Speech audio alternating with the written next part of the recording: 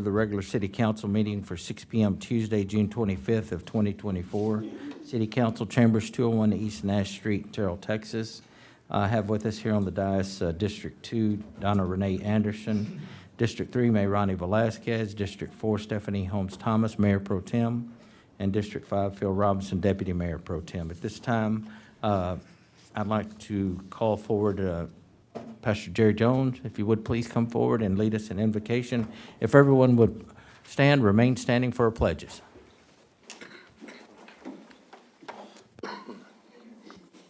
Let's pray. God, we are grateful for today. We are grateful for another chance to be alive and to be a part of what you have blessed us with. We thank you so much for this community, for this chance to be together. And tonight at this meeting, we pray for the discussions that will be had. We pray for our leadership. We pray for our city council. We pray for our city leaders. We pray for all of those who keep us safe and educated and moving forward. We are excited for what you have planned for our community and ask that your hand would be upon our growth and upon our conversation tonight. Amen. Amen. I pledge allegiance To the flag of the United States of America and to the republic for which it stands, one nation under God, indivisible, with liberty and justice for all. Honor the Texas flag. I pledge allegiance to you, Texas, one state under God, one and indivisible. All right. Thank you very much. Next on the agenda is Mayor and Council Community Recognition and Events. I want to take a moment and thank our pool folks, the ones out at our city pool who are conducting swim lessons for the youngsters. I was out there with my grandson when they kicked that off a couple of weeks ago, and there are kids from all over the area, not just the city of Terrell. Every one of them very complimentary of our program and those who are helping assist the little ones learn how to swim. So, council, if you get a chance and you want to see firsthand what that program looks like, they're going to be out there. I think they start at 9 and go through 11. So please go out and visit and see the kids and see what our pool's doing for this summer. Great program. Also the library and all that they've got going on. We want to be thankful for them as well. Does anybody have any recognitions? I do have one. Yes. So we had a community member named Ronnie Adams pass away this past week. He was the proprietor of a long-term Terrell small business, Adams Paint and Body, if any of you remember that. And he was also very active in the Cobbin County Civic Theater. Just wanted to recognize him and his contributions to the community. Okay, condolences to him and his family, yes. I'd like to say thank you to the Association of Breezy Hill Park for a successful Juneteenth celebration. We had a good time, just enjoying the community and enjoying the family members and everyone that was there. I also want to thank the city and for all of you guys. Just a great partnership. Let's keep it going. I've heard so many positive things in the community, even with the police officers and firefighters being an active part, and we want to thank those involved in the success of that. Also, Breezy Hill, the association was able to have a garden every year, and they were rendering those first pickings or the first crop to the first responders. So they do a great work in our city, and I want to encourage them to continue to do what they do, and we're appreciative. All right, thank you. Mayor, I also want to say a thank you, and we'll at this time also ask the community for help. One, thank you to the city, because we have taken on, after the storm happened, we have taken on additional labor through contractors to have the storm debris picked up. And I was excited because as I was driving over here to City Hall, I saw just around the corner from where I stay, we had one of the two contractors picking up the brush, and I know they're working, I think, from Monday through Saturday, maybe 8 to 10 hours, trying to get everything that needs to be picked up. I know we're not perfect. We heard that during the last meeting, but we also can't do it alone. So if community members can help share with their neighbors, with churches, with family about the FEMA assistance that's available online or in person at the city of Kaufman, the bulk pickup that is happening at no cost, because we know there's individuals that may try to come pick it up for a cost, but the city is picking it up free. And then just continuing to check in to see if community members need brush picked up, reporting. And then that's all I'll say, because I'm sure Allison has some more updates for us All right. regarding that. Thank you. Anyone else? All right, our next item on the agenda is to hear remarks from visitors. We do have some, I think there's a Tammy Spencer, if you would please come forward.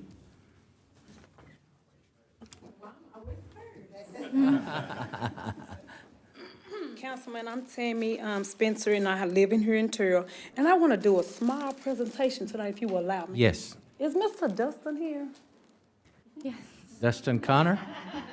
Dustin, Mr. come forward, Dustin. please.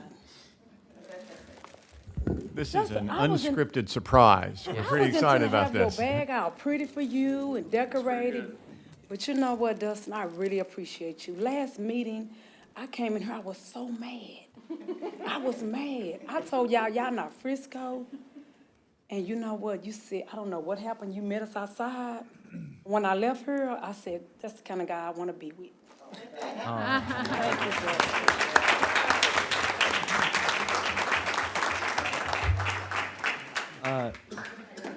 We have Brenda Prince.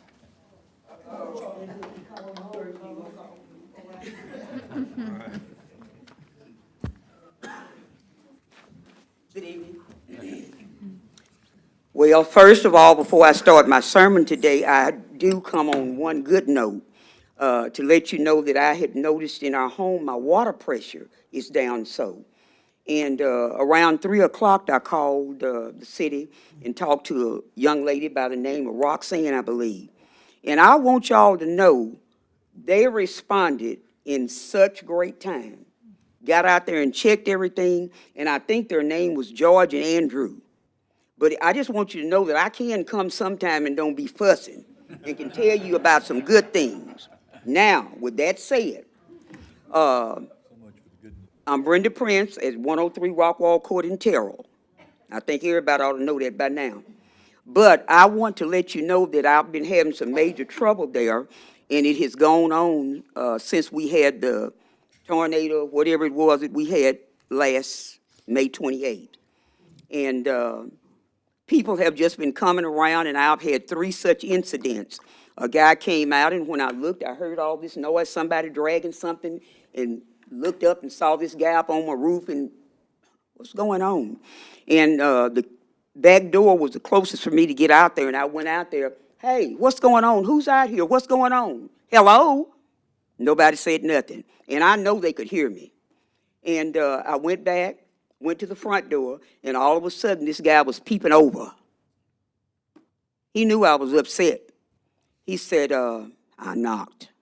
I said, I have a doorbell. I knocked. I have a doorbell. I'm going to tell you one more time that I knocked. I said, I tell you what, you get your do-nothing off the top of my house and get out of my yard. And yes, I did tell him I would shoot him, and I meant it. You don't walk in my yard, you can't ring the doorbell or tell me who you are. You just don't do that. I don't see where you're paying any bill, and I don't see your name on the taxes. And I have a special need grandson that is nonverbal. I'll go to jail for him because I'm going to protect him, and I'm going to do my best to protect me. That just doesn't happen. I called 911 and asked them to send a police officer out there. Now, the young lady tried to keep me on the line. I said, why are you trying to keep me on this line? I'm going out here because this fool going to get out from around here. He come looking just like old hippie, a ball up here and 2 or 3 strands hanging back here. No count of ID saying where he was from, nothing on the truck, didn't give me anything to say anything about it. Well, I'm going out in my truck. That's the best place for you to be right now. The police arrived in this big old SUV or whatever, bigger than he was, got out, went up, said something to the guy, and finally he came over where I was. And I told him, you know, what the situation was. This man comes up, he's hollering slurs and things down from me. I told him to get out because I would shoot him. And I don't want you to do any work for me because I didn't feel like he would do it fairly. And so he went out and he was talking to the man and all. And finally he come and told me, he said, well, he said he's going to charge you $50. I don't need that police officer to come out there and tell me that, because whether he charged me $5,500 or $5,000, I wasn't going to pay it. And so anyway, he went on and this guy left. But the whole thing was, if he would have ID'd himself or showed me something where he was from, it wouldn't have been a problem. But don't just walk up in my yard just because you own something. It was no sign up there saying that my doorbell was not working, and I even had left the door cracked just a little bit. And what really bothered me, normally, my grandson makes it sometime a few minutes to the door before I do. Just a few seconds, because I watch him very carefully. But I waited and I waited, and I said, no, something about this is not right. I made a phone call here to the city hall, left a message for Dora Trejo. I also called the police station and left one for somebody that, I don't even know the person who is the person that you're putting in for the chief of police office. I left a message for them, and to this date, I've not heard from either one of them. Now, Dora did let me know today that she gets busy. I understand that. But I think if I go to the distance to call someone on 911, and I don't do it all the time, but when I get there and you coming in, you're bothering my person, yes, I call you and I need help. You may have to come pick me up and lock me up or whatever you got to do. I think courtesy should be done and extend that out. So before you all make your decision as to who you're going to put in for the chief of police, think about it. Think about going outside of the lines, outside of town. Don't just be electing somebody just because they're a good old boy. Maybe they worked here 20 years, 30 years. I wouldn't know who Arlie Sampson was if he walked up and told me today who he was. But all I need for you to do is just think about it, because I think there should be more care and concern that you're going to be for all of the people, not just some of the people. I'm not one that always call in every time when something goes wrong. Some things I handle myself, and I ask God to help me with them. But that day, I don't even think I stopped and prayed until after I got through. But I just don't like these things when we have to go through all of this, when we respond and tell them, yes, I need you, or I need someone from the police department to come out and talk to me or call me, because I really wanted to turn that in and let him know about the officer that they sent out there. And today, when those city people came out, to me, they got there long before that 911 call that I made. And that, to me, right there, is saying that there is a care somewhere, and I'm so proud of that. So before you go there and appoint somebody to be a chief of police, know what you're doing. Please, go outside and do a search. I worked for a Fortune 500 company, and I mean, you know, yes, I got signed to office, but I did my work. And I was glad when I got out of there, because they called me back to come back to work. Lord, take care of me, because I'm not going back. But I just ask you, know, that you all will please think about that, because we need to do that, and Terrell needs to be represented, and every citizen needs to be represented. And when we at least call, pick that phone up and find out what's going on. Okay. Thank you Thank for you. your comments. You bet. Lana Hartfield?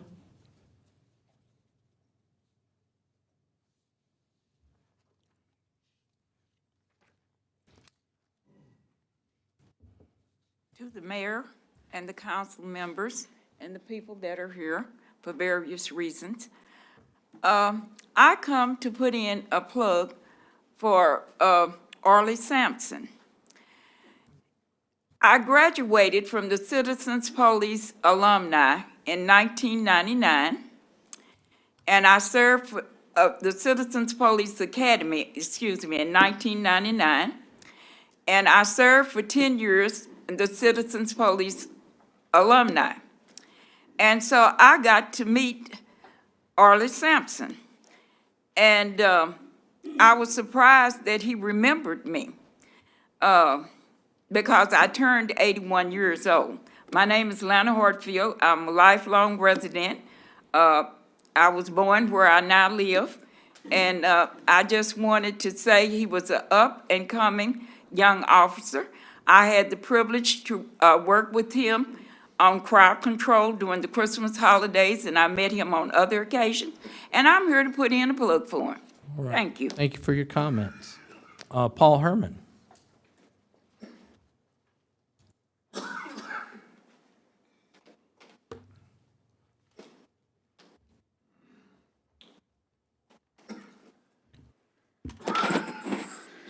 Honorable Mayor, council members, and the staff at City of Terrell. My name is Paul Herman. I live at 119 Stonebriar Way, Terrell, Texas, in Council District 5. And I'm a member of the Terrell Ministerial Alliance. And I'm just here to propose a carrot and stick approach to move a homeless person away from a location during a homeless complaint. I understand that Interim Chief Sampson needs legal teeth to remove homeless people during a business owner and citizen's complaint. He already has that in the trespass laws. But putting laws for reduced penalties for the homeless is just making the stick softer. The carrot is a benefit given to a homeless person to draw him away.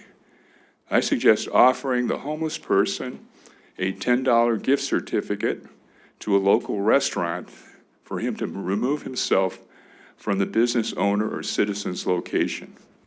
That would be beneficial in 4 ways.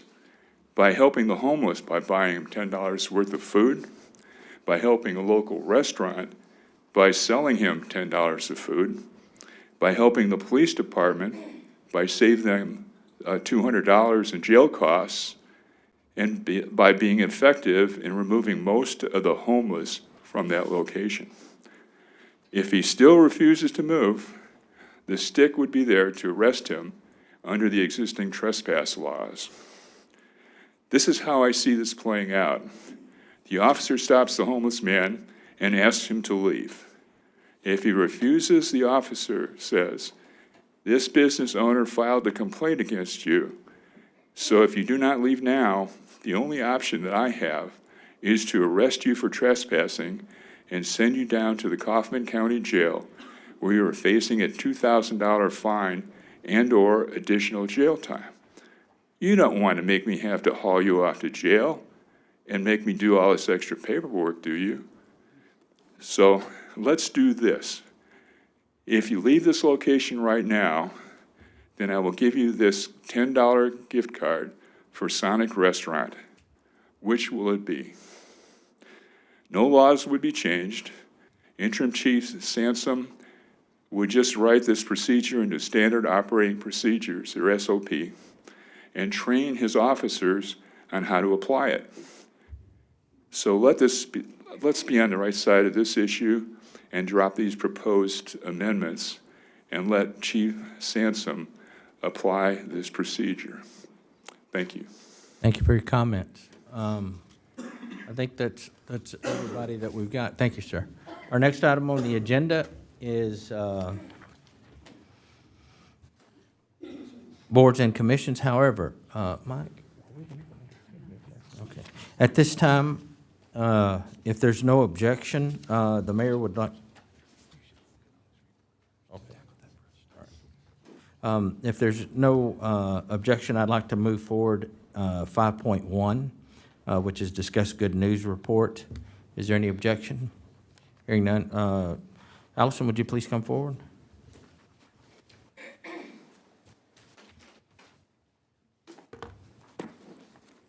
Good evening, Mayor and Council.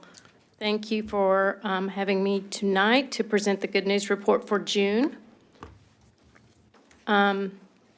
Before I get to the first slide, the good news is I'm wearing a normal shoe tonight, so very happy. I may not be walking normal, but I do have normal shoes May on. be the best news, yes? So, okay, I realize this is the June Good News Report, but It's going to start in May. So this first one was the mayor's appearance and proclamation presentation at Run for the Wall. This was his first time to participate in this event, and if you haven't ever been able to attend, this is for veterans and their families, and it's always the Sunday of Memorial Day weekend. So the next one is an event that we held to recognize our public services crew for all the work they do. And you can see that the mayor and Stephanie Holmes Thomas were able to come, and also Donna Anderson, I believe, is in there somewhere. I know she was there. There she is on the left. So this is something that we will try to do more of, is recognize some of the behind-the-scenes work that these crews do. Okay, this was the State Hospital Community Information Session that was held May 23rd. This was just kind of an overview of where we are on building the new hospital. It was a very informative session. We got to look at some renderings of what the new facility will look like, and also look at some of the state hospitals that already have their new facilities open. So Mayrani and the mayor also attended that. This was the annual ICSC convention, and some of our staff was there along with the chamber and EDC staff to promote Terrell and recruit business and industries for our city. This is a congratulations to our new telecommunications officers who completed their basic communications course hosted by the Kaufman County Sheriff's Department, and both of them have now passed their licensing exam. Okay, the mayor again, I don't know how he makes it to every event, but he seems to. This was the Flags In ceremony at Oakland Memorial Park for Memorial Day, and they placed flags on all the veterans' graves. And so this was a couple from San Antonio that actually attended, and they were here on their motorcycles. So. Okay, this was the summer reading kickoff. Some pictures from that, and I should have had the picture of all of the council members. I think almost every one of them was there, so I thank y'all for attending that. It was a really good turnout in spite of all the wet ground we had. It was a really fun event. As the mayor said earlier, the City of Terrell Pool is now open, and they're offering some of those classes that you see there on the left, as well as pool party rentals and swim lessons. Okay, now everybody's favorite subject, the storm cleanup. There's pictures of some various crews working on storm cleanup during the first days, and Becca pointing out some of the branches that were on top of the library. And then here's our latest update. So as y'all know, the storm debris cleanup is a work in progress. This storm impacted a really large number of communities in the Metroplex. So, and since we're now officially a disaster area, the cleanup is going to take some time, but we do have 4 contractors now that are working on brush and debris collection, and they are working simultaneously throughout the city. They're working Monday through Saturday, 10-hour days, and they will continue to work until all the brush is picked up. We have gone from the first day that they started the cleanup on the 7th to today, and now we have 4 contractors. So please continue to be patient.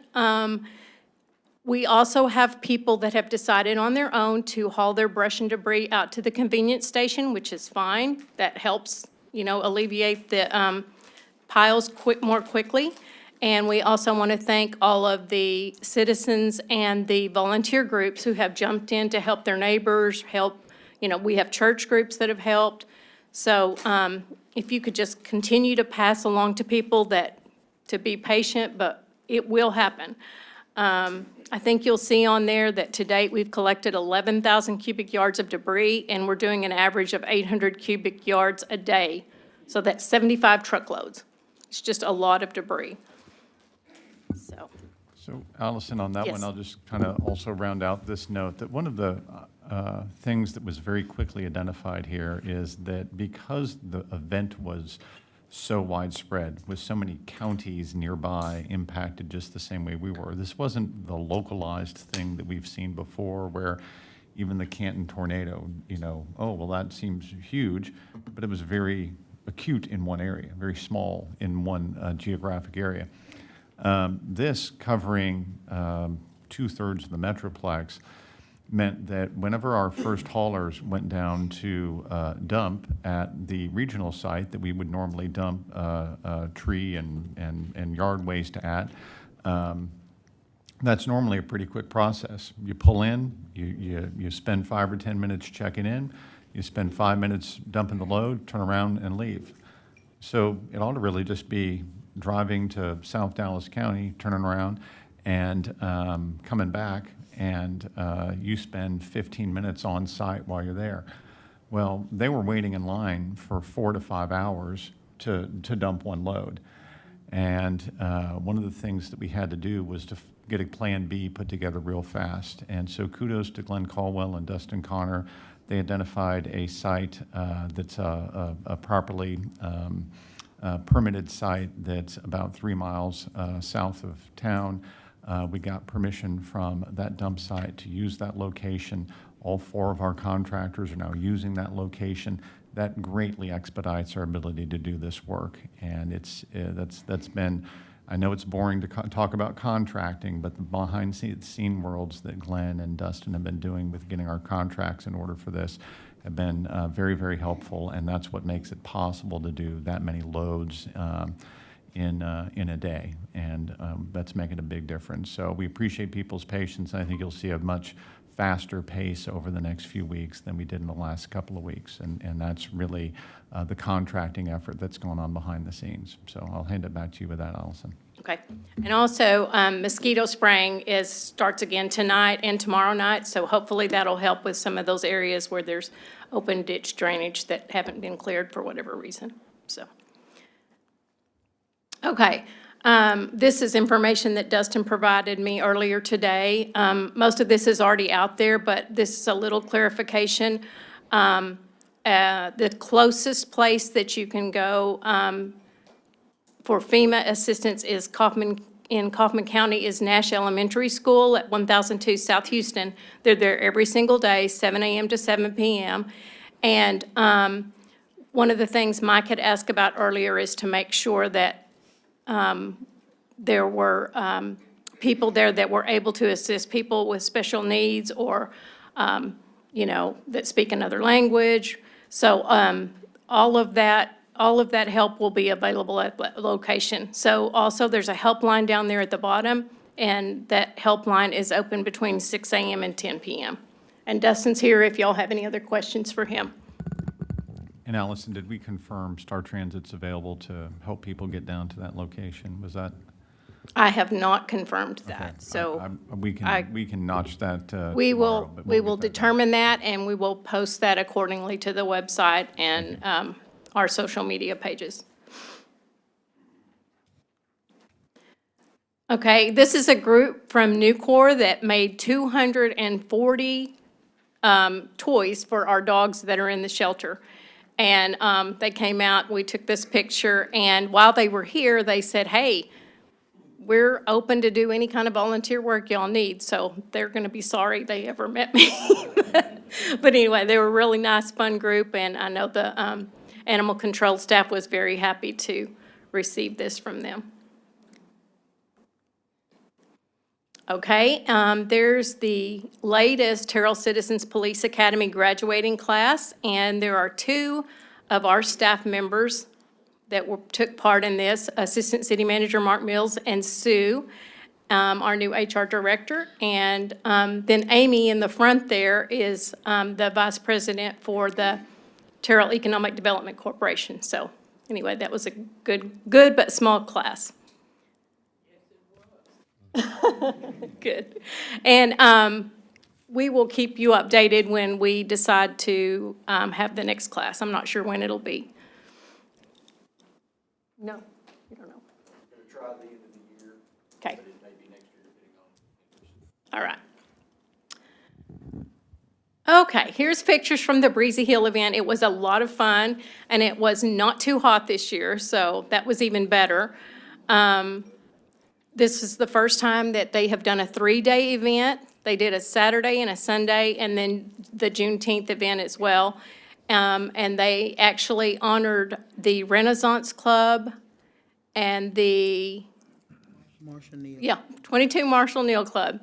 And both of those clubs have been very active in Terrell for a very long time. You can see Mayor Anderson there on the left. She's been in the Marshall Neal Club for a long, long time. So, anyway.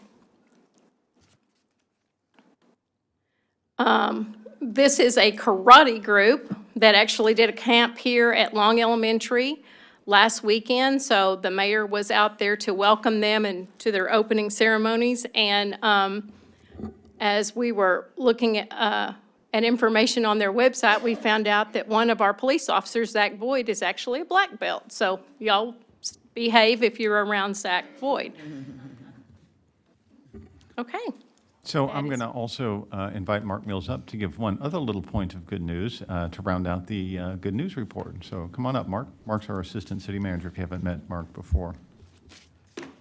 Thank you, Allison. You're welcome. Good evening. I have the pleasure this evening to introduce you to a lady by the name of Tracy Rosales. Tracy is our new senior budget analyst. I'm going to ask her to come up and stand at the podium with me. She comes to us from the city of Forney, where she was doing IT projects, and prior to that was their utility billing manager. So she has a little bit of an IT background as well as a little bit of a utility billing background. She has experience working in the accounting department with the city of Heath, so she has a mind for numbers, a mind for IT, and then she also has many years' experience working in the private sector. And I wanted to give her an opportunity to come up and introduce herself. Wonderful. Thank you for that kind introduction, Mr. Mills. Mayor Carmona, Mr. Sims, Council Lady Ms. Velasquez, Mayor Pro Tem Robinson, and Mr. Rupert, thank you, and Ms. Holmes Thomas and Ms. Anderson. I am so excited to be here to serve y'all. My voice is trying to cut out today, but it doesn't diminish my heart for service and my dedication. We've jumped in with both feet into the budget. I'm excited that you'll be seeing some things and then within July. And again, I'm just excited to be here. Thank you very much. Welcome. Welcome to the city of Terrell. Yep. Thank you. Council, the mayor has to be in Austin 8:30 in the morning for some testimony. So with no exceptions, the mayor moves to suspend the rules and move item 9 to now, if there's no exceptions. Hearing none, we will adjourn into executive session in accordance with Section 551 of the Texas Government Code to discuss the following. Section 551.072, deliberations regarding real property. Section 551.074, personnel matters, and Section 551.087, deliberations regarding economic development negotiation. This time, we are now in executive session. We'll go back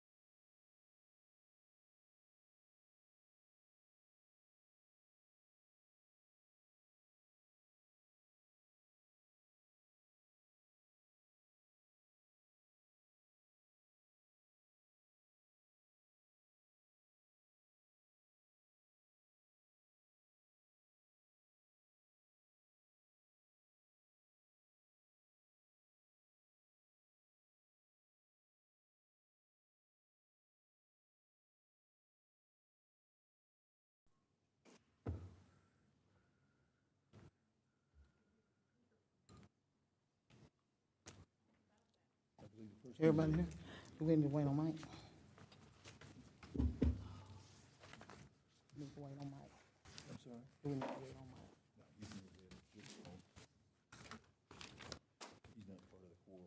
Mike? All right, sounds good. All right, thank you for your patience. We're gonna reconvene. Are there any actions that's needed after we reconvene after executive session? Any motions? Okay, if not, we're gonna go to the next item. 4.1, discuss and consider library advisory board appointment. And that's gonna be handled by City Secretary Don Stiles. Mayor and council, in your packet is the Library Advisory Board. Donna Anderson was elected as District 2 Council Representative and has resigned from that board. And I did share some applications with Stephanie Holmes Thomas, who's over this board, and I will turn it over to her if she would like to make a motion. We've had some great candidates, and I still had somebody to reach out to me. I'd like to make a motion to postpone this, and I will be ready next meeting. Ms. Meany. Do I have to say second? I have the motion, and could I have a second? I'll second it. Great. I made the motion, and the second by Deputy Mayor Pro Tem Phil Robinson.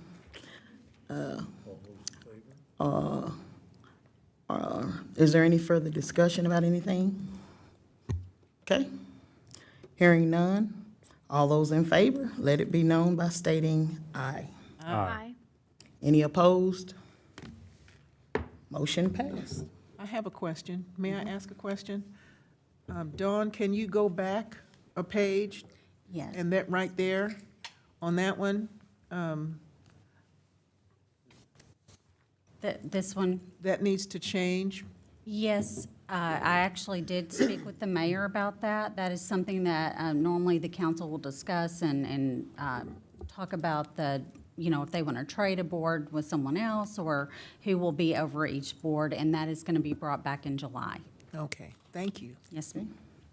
Thank you. Next item is 4.2, discuss update of ordinances related to city boards and commissions. That is also City Secretary Don Style. Yes, Mayor and Council, I've recently been reviewing the ordinances of the boards and commissions for the city of Terrell. I won't read all of these, but these are the boards in your packet that I was reviewing. All of those except for the TEDC and Paddock, their bylaws cannot be changed without a vote from their board, so they would have to, any changes would have to be voted on by their boards. What we're reviewing those for are the vacancy appointment terms.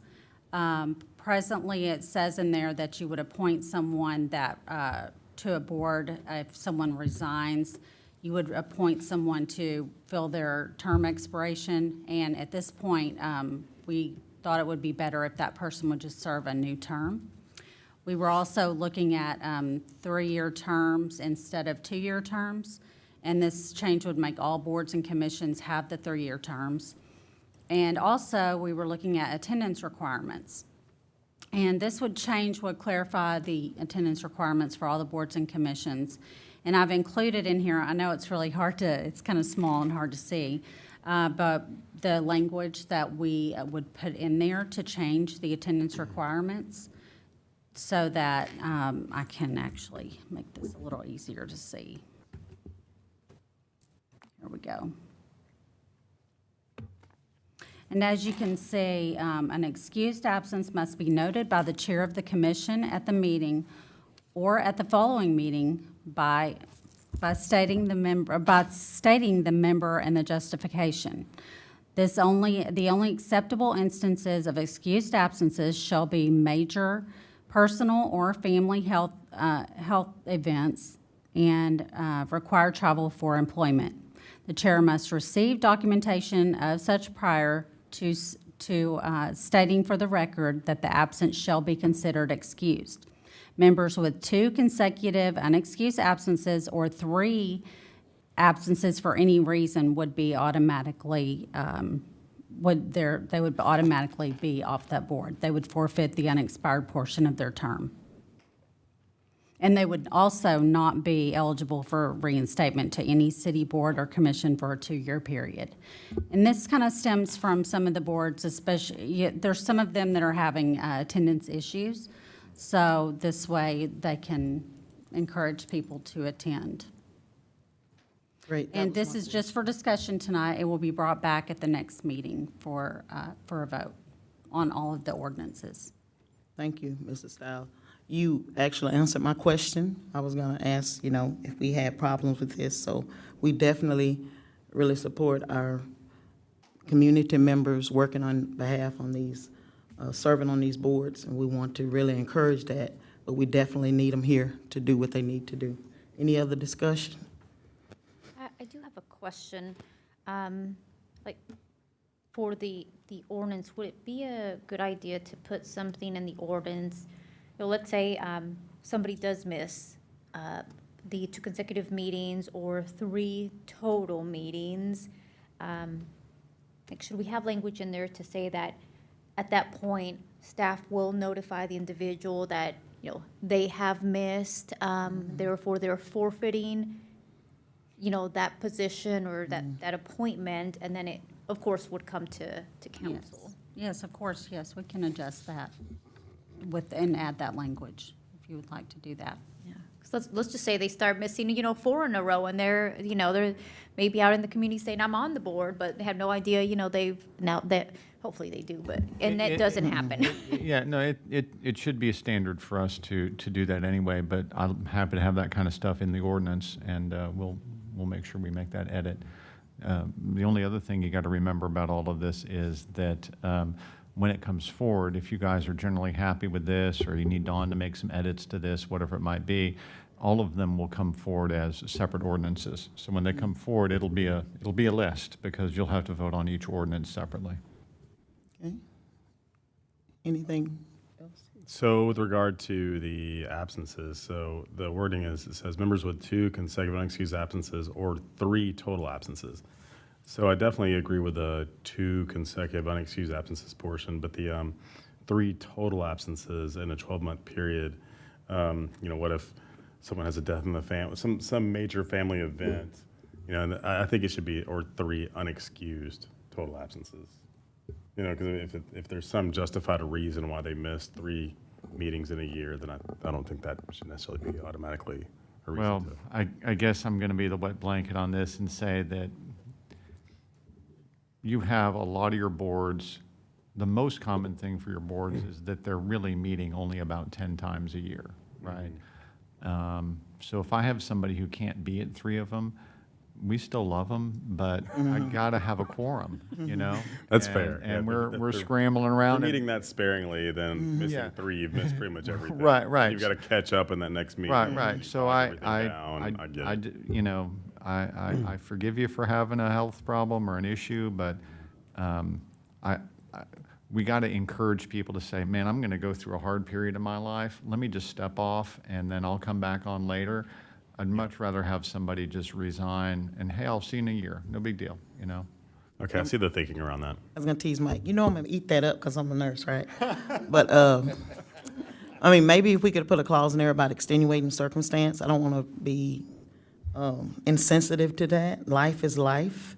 And if people really have the heart to serve and want to serve, I'd really like to, get them back to serve our community. So maybe if something like that we can put in there, but Can I say that a slightly different way? Okay. What if we give any board member the option to suspend their service for a period of time and allow for a temporary replacement? If you come forward and tell me, I like hey, I'm going to be gone for 6 months, but I want to keep serving after that, I can handle that. I like that. Okay, all right, let's work it that way. Thanks. Makes sense.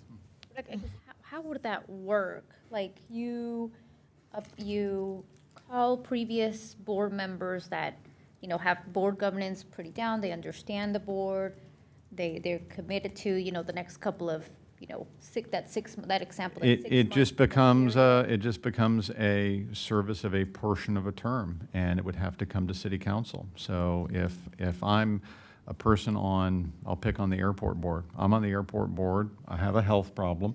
I call up my council contact, or I call up my chair of the board, and I say, listen, I got a problem. I'm going to be gone for 4 months because I've got this procedure, or I'm going to do a cancer treatment, or whatever it might be. You told us ahead of time, and we can appoint a temporary alternative in. That's easy. You know, that's just council has another action item, and there's always a ready supply of people who are willing to serve. So I think you could find people to serve in that role fairly straightforward. I just want to make sure that before we do that, we also are checking in with our, directors or liaisons to those boards to make sure that we're still not causing a delay in appointing somebody Right. temporarily and still going back to the same issue of not having a quorum. I just want to make sure we're not giving, I think we can manage we're dealing with the issue of attendance and not still maintaining part of that. Okay. Gotcha. We'll work through it. Yeah. Anybody else? Thank you for the discussion. Next item on the agenda is 5.2, discuss community development block grant 0329 Poetry Road and State Highway 34 project update. And this will be handled by City Engineer Chris Snap. So, Council, I'll bring for you kind of a cleanup item that we're going to routinely do. This is a grant part of the water line that is going along with the Poetry Road, and then also on south of Highway 34 behind the hotel and the truck stop. So this is a grant type funding, and we have some, we presented this resolution many months ago, there's certain hurdles that we have to jump into maintaining this grant eligibility and things of that nature. So we have with us Lucette Howard of Public Management that is going to do the presentation. It's just going to be very short. There's nothing you have to vote on, so don't be geared up. All intense, just relax, okay? So we're not asking for money. This is more a procedural thing that we're obligated that, hey, we got to inform you as a council. These are some of the things that we have to do. So I'll let her walk through it. Hello, Mayor-ish, no, and council. Thank you for allowing me to speak tonight. As he mentioned, Chris mentioned, we are in the middle of a grant. We're about 18 months in. And one of the requirements that HUD has and the Texas Department of Agriculture is that we present this information about Section 3 requirements to council and public. Section 3 requirements are basically just try to encourage low-income contractors and low-income workers to either get a contract on the project or work on the project. And so as we go through the grant, there's a variety of different things that we do, from including paperwork to contractors putting things on, public websites, different, and then once our contractors are hired, if they have hiring opportunities, trying to encourage them to hire local and low-income, different, whether it be workforce commission, et cetera. And then at the end of the project, we report on all of the hours that have been worked on the project, whether that be city staff, whether that be contractors, and determine whether or not they're considered a low-income Section 3 worker. That information is then reported to TDA and to HUD. And so that's just sort of some of those unfunded mandates that come with getting a grant. Right. Yeah. Thank you so much. I can take any questions on the grant or on the Section 3. So if I wanted to know more about Section 3, are you and Chris the people I talk with? Yeah, you can get with me. I'm the grant administrator, so I'm looking at everything from application all the way through closeout. We kind of develop some of the protocols that we work on there at our company, and then, of course, through the Texas Department of Agriculture, who functions as HUD in this situation. I can also send you links to a lot of HUD documentation where it goes, Section 3 goes back 30 or 40 years, and they just revised this policy back in 2021 to kind of include more grants and projects and stuff like that. But yeah, you're more than welcome to reach out to me. And I believe my email is included at the very bottom of, Lisette Howard, L. Howard at Public MGT is my email. So I can provide any information necessary. Thank you so much. You're welcome. Anybody Anything else? Okay. You're welcome. All right. Next item, 5.3, discuss ordinance number 3051, repealing ordinance number 2769, and amending Chapter 11, traffic regulations, parking zones. And this will be handled also by City Engineer Chris Knapp. So council, I want to bring to you this is a cleanup item that we are looking at as we're growing. This is an ordinance at 3051, and we're going to be repealing ordinance 2769. And basically, if you turn right there, that you'll see there's several roads in here, mainly in the crossroad areas in our business district area, that the parking is allotted in the previous ordinance by block numbers. Okay, so it'll say from block 100 to block 700 on a certain road. So we've taken that terminology because we've grown so much that we're saying all of Metro Crestway, all of Metro Way. So as we grow, we don't have to sit here and redo these ordinances and go from there. So some of this, what's this stem to, is some of the parking on the side of the road. So as you know, we got Apache Trail coming up, the repair, and so we have a lot of trucks that we really don't need any parking on the side. So we're gonna repair those roads, and we're gonna try to keep them maintained. But parking, we got a safety hazard from that. So this is to encompass the entire road as we grow. So. Okay, thank you. Any discussion? Okay. Chris, if you're in the area of cleanup, one thing that you can shorten this down a little bit.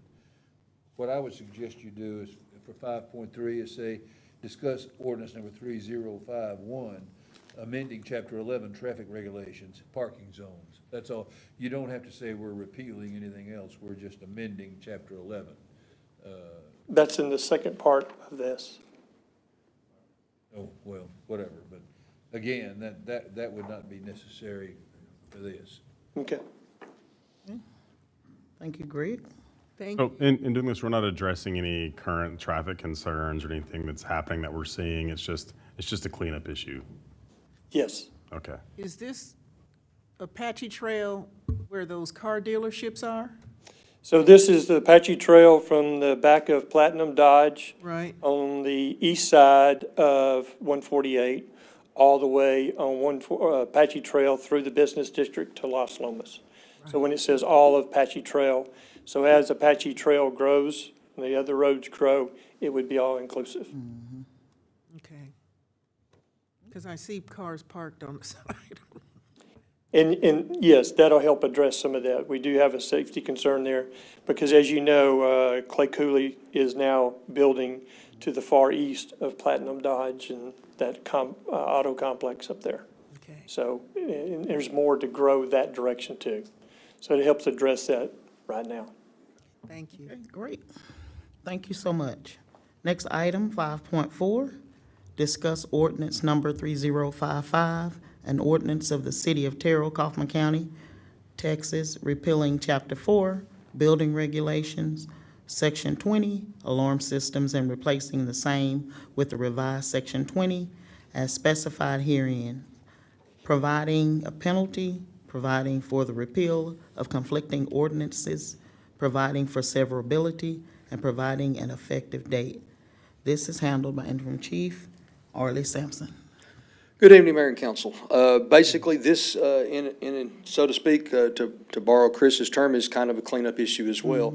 What we found was that the current ordinance wasn't consistent with other cities as far as the feeing services. They were way low. Secondary, we found that our appeals process was not actually the process that was being followed because we took on a billing alarm company several years ago. And so the process that was outlined in the ordinance didn't align with the new process that we were following there. So we cleaned up those items. You will notice a couple of changes in the fees. It went from $50 biannually to $50 annually if you do not have a Tier 2 system. The Tier 1 and the Tier 2 differentiation was important to us because we're trying to encourage people to have quality camera systems. Right now, this really is only about burglar alarms, but we saw an opportunity to tie those things together, and that way you would have the ability to say, hey, if you have a system that meets certain requirements for recording and you have them in certain locations within your building, then you would get to keep the small fee. But if you choose not to do that, that's okay, but you're going to be assessed the higher fee of the $200. So those were the basic changes. We felt like they were consistent with the standard practices that we're doing across, other cities in that regard. And this was just an idea that we had. Mr. Sims and I discussed it several times, did some research. It'll fall in line with another project that I'm working on for some facial recognition software that you'll be seeing soon. So I just recommend that you go ahead and ask any questions you have now. We'll be glad to discuss it and hope that we Let me just adopt pop this. one little comment in. So on page 48, which is what Dawn brought up, you can see the fees. So let's just read through that real quick. A $50 annually for each Tier 1 for residential. So if you have the camera video recording for your home, then you're $50 annually. If you don't have that, and it's just the old style, somebody breaks in your window or whatever, and a 911 thing is called, but we don't get any video associated with it, then you're on $100.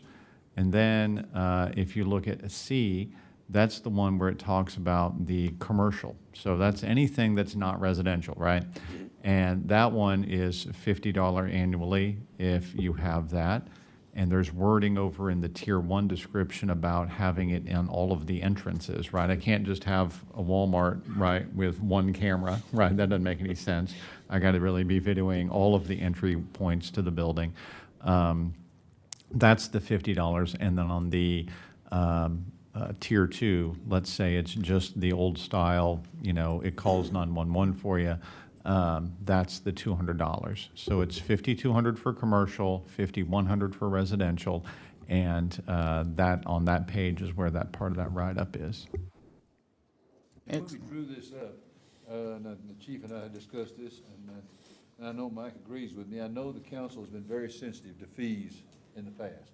I've heard a lot about that. But when we looked at this and going with the higher numbers with the Tier 2 system, we believe, of course, any of this is a service. And we feel like that those who use the service should pay for the service. So that's why we arrived at the fees that we did. Okay. Anybody else? All right, thank you for those comments. Thank you, Chief. Yes, ma'am. All right. Next item, 6.1, discuss and consider resolution number 2159, authorizing a federal Railroad Administration Railroad Crossing Elimination Grant. This is handled by Downtown Project Manager Raylan Smith. Good evening. Good evening. Deputy Mayor Pro Tem and Council. This is the resolution that you saw at the last city council meeting. This is just simply granting us the authorization, or the city manager authorization, to move forward with the grant application.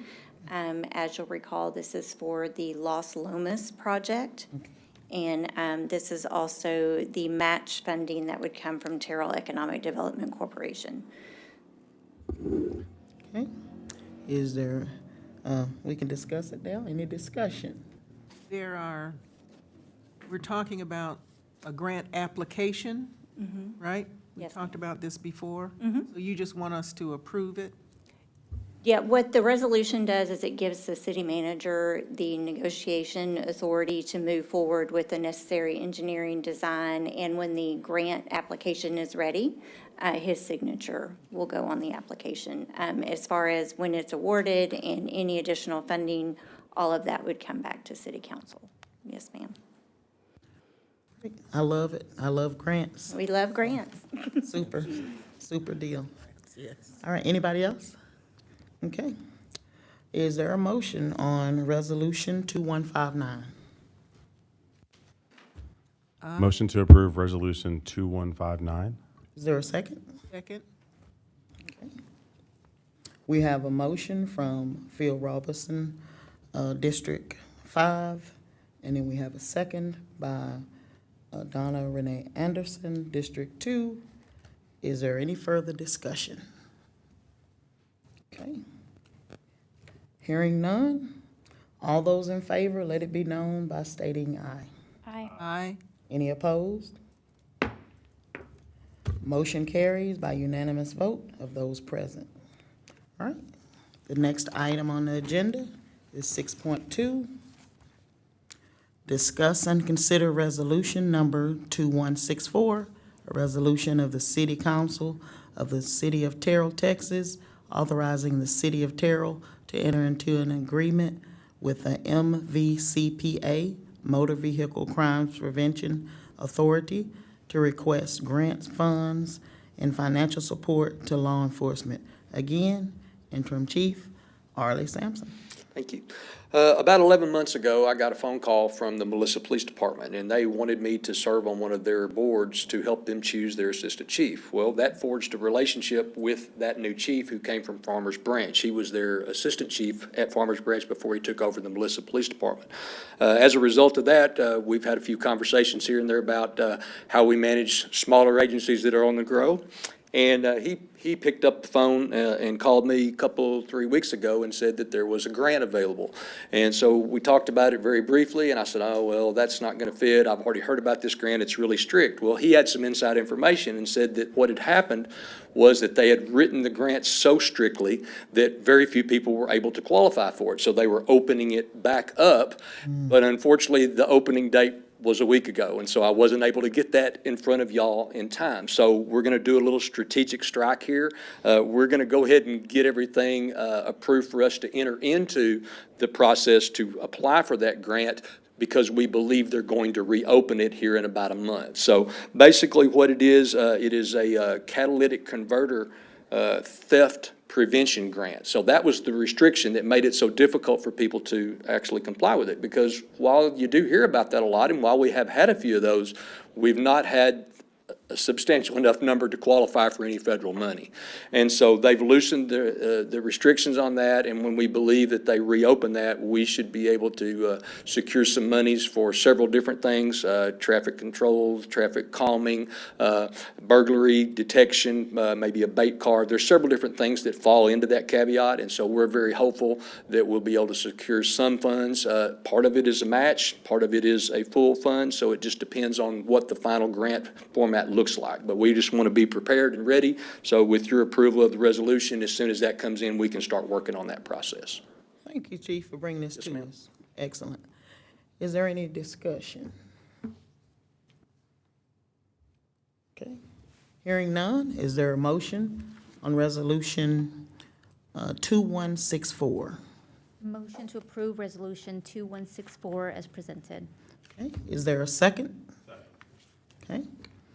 The motion, I hear a motion from Marani Velasquez, District 3, and then I heard a second by Phil Robertson, District 5. All right, is there any further discussion? All right, hearing none, all of those in favor, let it be known by stating aye. Aye. Aye. Any opposes? Great. All right, let's go to the next item. Item 6.3, discuss and consider Elmo Special Utility District waterline modifications. This will be handled by Director of Utilities, DJ Brown. Good afternoon, Council. Appreciate the opportunity to present this contract. There's a correction on the first line. It should be with Cleburne Underground Utilities rather than Jeske Construction. There was a $500 difference between the two contractors, and Cleburne was $500 lower, and Cleburne is the one we want to make the contract with. The reason for the contract is that the City of Terrell has got a grant with the NCRS to redo the dam for New Lake Terrell. It's a $14 million contract, 98.5% grant. And this water line goes through that dam, and we don't want to, if Elmo would ever have a leak in that water line, we don't want to have to tear up the dam to replace it. So this contract is basically to put a sleeve over that water line. It's all at Terrell's cost. We provide the water to them, but we want to protect the dam long-term, and this would allow, if there's a leak, for Elmo to come back, open up either end, replace the pipeline, and not disturb the dam itself. The contract, we started this back in October of last year, and we had to go through the Elmo Special Utility District Board to get their construction approval, and that took forever, it seemed like. And they finally agreed to it. We've got the contract, we've got the agreements, originals, Greg has, and I've contacted numerous utility contractors to try and get updated prices. I had finally got two of them, one from Jeske Construction and one from Cleburne Underground. Cleburne was a low proposal for $65,335, and that is the recommendation I would like to have the city council do, is to authorize the city manager to execute the contract with Cleburne Underground LLC in a base contract amount of $65,335, and authorize the city manager or his designee to execute agreements with the Elmo Special Utility District so that we can proceed with construction. Any questions?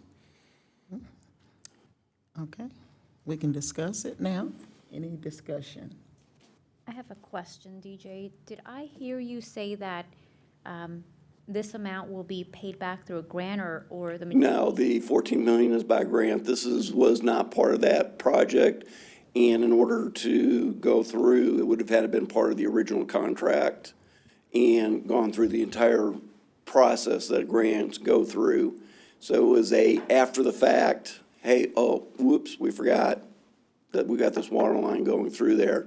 So once we discovered it, we came up with a plan to try and eliminate the problem as low cost as possible, and that's the solution we came up with was, hey, we can open cut, put a sleeve over it, and then they can come back and finish the dam work and be done with it. But it is going to be out of our cost. The good news is that the grant is a 97.5% federal and state funding and 2.5% us. That's the good news. Yeah, right, and DJ's correct. So it's a great grant, but this particular thing wasn't covered. So we just need to pay out of pocket for this one, and we have ample funds in the utility capital reserve for it. Is there something, is there like a process on our, was this like a learning opportunity where we said, we need to make sure we add this to the checklist for next time? We can, and it's like anything else. There's always construction projects, especially when they're this large, that we try and think of everything, but sometimes there's things that fall through the cracks. As much as we like to think we dot all our I's and cross all our T's, certain things just come up and say, oh, hey, we forgot or didn't realize that the underground water line actually took this route when we thought it took that route. And I hear and I understand that, and I'm glad we have there's,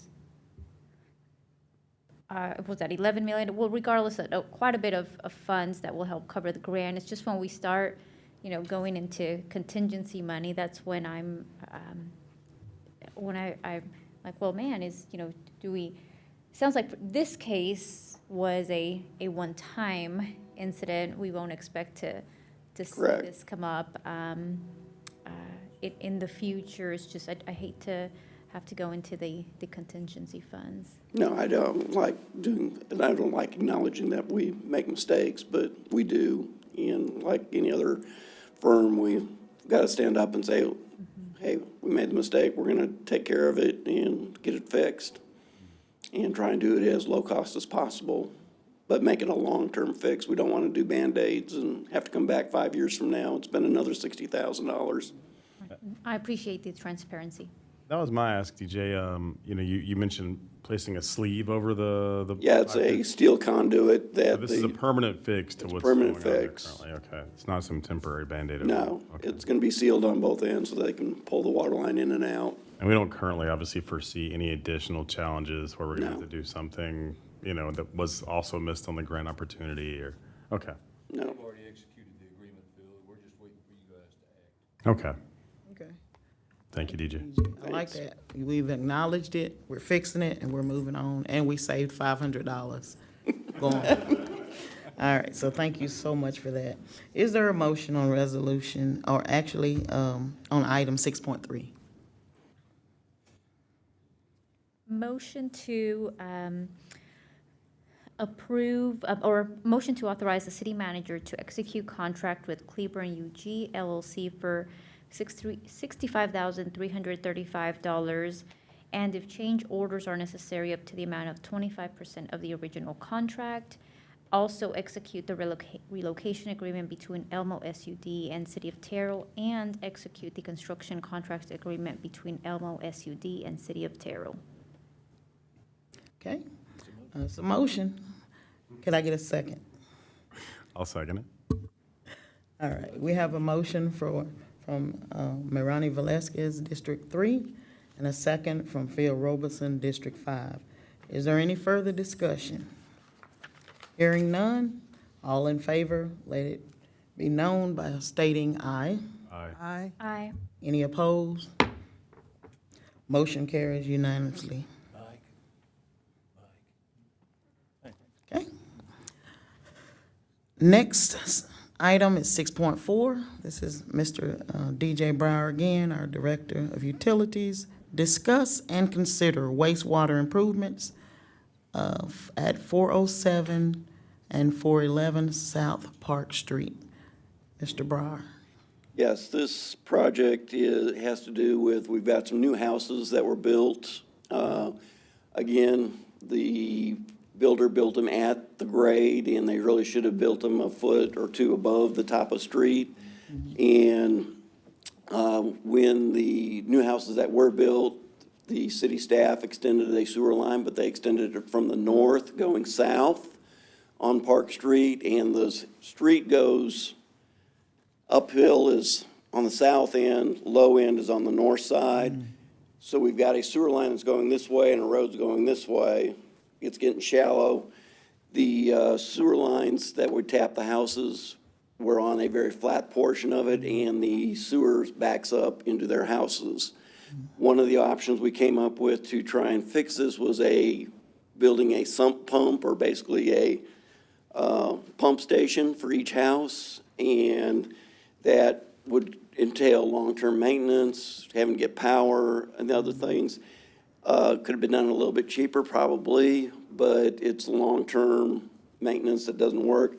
We were able to discover through a investigation by RCC Leaks that there is the south or the north line coming from Meyer Street is on the proper grade and follows the street grade. So we are going to tie into that line, extend it to the north to the intersection, and pick up all that 400 block of South Park Street, put new laterals in, and put a new manhole that actually ties both lines together. So we have a positive overflow for whatever reason. If something gets blocked, it should go either direction now. But I would like to request that the city manager execute an agreement with Cleburne Underground Utilities for a base contract amount of $75,146. And I am open for any questions. Discussion? DJ, what's the impact that we're expected to see as far as, what's getting torn up over there? What's the timeline for getting it all torn up? I mean, We're basically going to be tearing up the middle of the street, middle of South Park, because that's where the sewer line runs. We'll have extensions that go off to either all the lots, because we're going to have to rebuild the sanitary sewer lateral connections. So that portion of South Park Street is going to look like a patchwork, but the part of the contract is to replace the street after they're done cutting it open and putting it back to the same grade and the same widths in the same section. But it is going to look like patch repair, and it's not, we just resurfaced it a few years ago. yeah, I know. What's What's the timeline for getting it repaired? Once we authorize the contract, I expect the contractor to take about 3 weeks to mobilize, do the work, and clean up. Hopefully faster than that, because it's a very short section. The sooner he gets in, the sooner he gets out, the more money he'll make doing it. But for estimating purposes, I'm estimating 3 weeks' worth of work. How many feet does this It's about include? 170 feet. Okay, good. And it'll be new sewer line, It's a new PVC sewer line. and it's not gonna cause problems for anybody else in the area by replacing that part? Right, because we're gonna put it at a little bit at a lower elevation, Very and we're gonna make sure, we're gonna spot check, and we're gonna do as-bills to make sure that everything drains, flows the way it's supposed to flow. Okay, any other questions or discussion? DJ, I have similar questions to the last item. Because there's existing infrastructure, new homes that went in. I'm thinking about checks and imbalances. Is there something that the city is not doing right now that we can start doing in the future? Oh, I can't help? wait to answer this one. So this is, go thank Chris Knapp, DJ, Jay Potts, Blake Mays, several folks on the team all showed up and said, we need to do something immediately different. And I said, that's a great idea, let's do that. They've already instituted, when you come forward to ask for a building permit back in the back, you have to show them certain information. And the key issue is, where's my slab in relation to where's the sewer line and where's the street and all that sort of good stuff. So there's some measurements that they now require, and we've actually kicked back building permits already because we said, no, you didn't give us enough information for us to be able to say that your sewer is going to do the right thing and go downhill from the city to the sewer line. So that's a city manager's version of the explanation. You're going to see that whenever you do, annually we'll do updates to our zoning ordinance and some of our development standards. That's going to cycle through your planning and zoning board soon, and that's going to then show up to be codified in city ordinance. But we did just go ahead and pull the trigger on saying, you know what, we really have authority under public health to go ahead and require that right now at the staff level. We're just going to write it into the ordinance when the next time or we're going to recommend you write it into the ordinance the next time we have the opportunity. So you'll see kind of both happen. We're already doing it at the staff level, and you'll be asked to update the ordinances soon. So Chris, did I get 90% of that right? You want to add anything to that? Yeah, probably around, after we do the budget, around October or November, I'm gonna be coming to you with the zoning ordinance revisions, the TCSS. But we need to fix this immediately to address these issues. I will tell you on the reciprocating side of this, you're probably gonna get some folks coming to you going, those new guys down there, they're making me jump this high now. So I just had a meeting with one of the builders today and explained to him, this is the reason why. So I'm not asking them to give me, a $100,000 design, but we are gonna put some thought into this where the slabs here. So. We want to hear every word you say. So we're gonna have set expectations of saying, okay, developer, builder, whoever, whether you're building one home or 1,000, it doesn't matter. But here's where you're at, here's the finished floor, here's where the reference point is, in the sewer line or the water line, and I wanna know where everything is. And that's just it, just kinda get those basic information so we can police that, and then have the checks and balance in there that's saying, okay, we don't have to come back and do this. Because many of the builders are building, and they're leaving. And that homeowner is sitting there with this problem, and that homeowner comes to us and says, DJ, Chris, what are you gonna do now for me?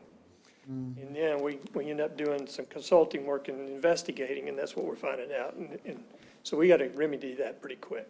No, I appreciate that. Oh, I'm sorry. I appreciate that because that's exactly what I was thinking, They're building the home, they're going to leave, and whether it's this resident that buys the home or leases the home, or maybe 20, 30, 50 years down the line, the issue may occur, and how are we proactive? So I appreciate us being proactive. I'm remiss that we can't go backwards and address. And I hope that if any other homeowners or residents are having the issue, that they're coming to us so we can identify those concerns. And then the last thing I'll say, here is, I saw the last item and then this item.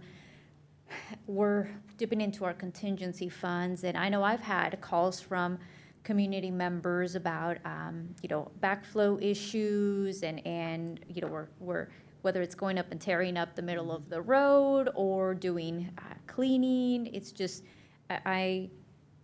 it's a high priority for my residents. It's a high priority, whether it's an existing infrastructure or new infrastructure.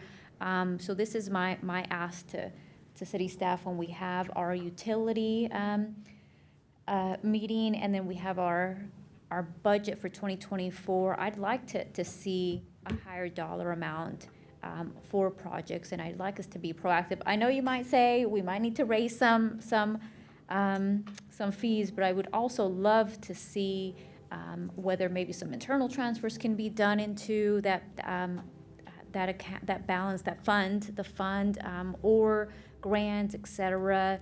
Creative on being proactive on the front end, like the example that was just given to protect new infrastructure, but then also help address the aging infrastructure we have. So I appreciate the proactiveness, and I look forward to hearing more in our upcoming meetings. Yeah, because one of the things that we're getting is we are tracking complaints of backflow, stoppage, all that stuff with our iWorks work order system. One of the things we're looking at is getting we would like to request an upgraded work order system that is actually GIS-based, where it actually maps and we can actually get actual locations of street signs, water valves, fire hydrants, the different complaints that go to the different lots, things like that. So that's a request that will be coming.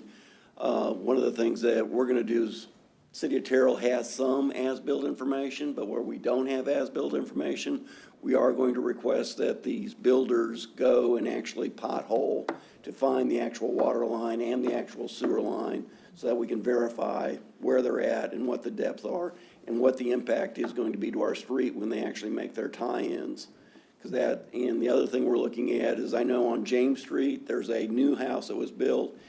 He's got everything's concrete, it all flows to the east, and it goes into the adjacent neighbor's garage. So that's the other thing we're looking at, is how are the adjacent property owners going to be affected by this grading, which means that, hey, some of these builders may have to build retaining walls.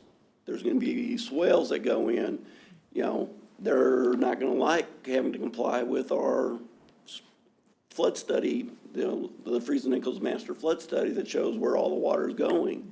They may have to put in a 36-inch pipe instead of an 18-inch pipe. Costs are probably gonna go up when they have to start bringing in, 20 truckloads of dirt to get their lot up high enough so it's actually above the edge of pavement or top of the center line of the road. Well, the infrastructure needs to be improved. That much I am going to agree with you on. I'm not understanding, I see pipes, I know levels. I like the idea that you are forward-thinking in how to make that happen.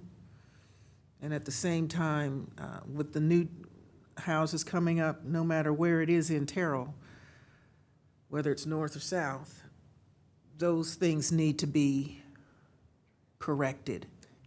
And I'm just thinking about Crenshaw and Rockwall, and that manhole that keeps getting Yeah, we just dug up. ended up replacing about 80 linear feet of pipe down Crenshaw Street because it got a hole in it and it broke. And, we fix what we can when we can, and we're trying to be proactive on repairing things. Everything takes time and money.